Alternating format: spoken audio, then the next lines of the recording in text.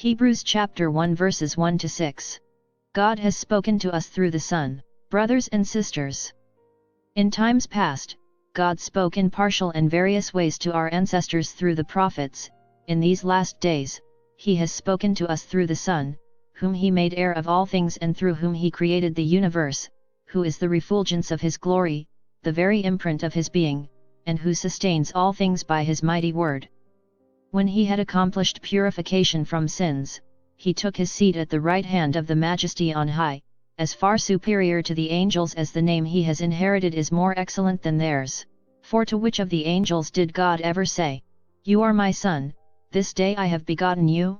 Or again, "I will be a father to him, and he shall be a son to me"? And again, when He leads the firstborn into the world, He says, "Let all the angels of God worship him." The author of Hebrews is unknown. Paul, Luke and others have been suggested, but the name of the author is not given in the biblical text itself. The date of its writing is estimated to be 70 AD, because no mention is made of the temple's destruction. Hebrews was written at a time of severe persecution. Some believers were beaten or killed, and others were considered social outcasts by both Jews and Romans. Verses 1 to 4 gives us an introduction to the themes of the letter to the Hebrews. God now spoke to us through His own eternal Son. It was Jesus who created the universe. Jesus was glorified and sat at the right hand of the Father.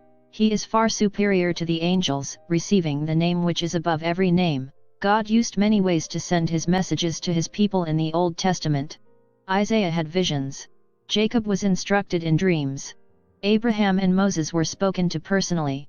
God continues to reveal His will, but at this time in history it was amazing to Jews that God would reveal Himself by speaking through His Son. Jesus was the fulfillment of the Old Testament prophecies. A Jewish reader would immediately recognize that Jesus was superior to any created being, because He was the firstborn son, and as tradition would have it, the firstborn son held the highest privilege and responsibility in the family. In the Old Testament, God made Himself known through the prophets, but now in the New Testament, God makes Himself known through His Son, a direct line from the Father to the Son to the believers. For the Jews, the temple was the center of worship and animal sacrifices according to the law of Moses. The temple veil separated the Holy of Holies, the earthly dwelling place of God's presence, from the rest of the temple where sinners, people such as ourselves, were found. Only the high priest was allowed to enter the Holy of Holies, and then only once per year, to atone for the sins of the people. When Jesus died an earthly death on the cross, the temple veil was torn in two, thus demonstrating the Son took the place of the high priest and became the mediator between God and humanity. For there is one God, and there is one mediator between God and men, the man Christ Jesus, who gave Himself as a ransom for all, the testimony to which was given at the proper time.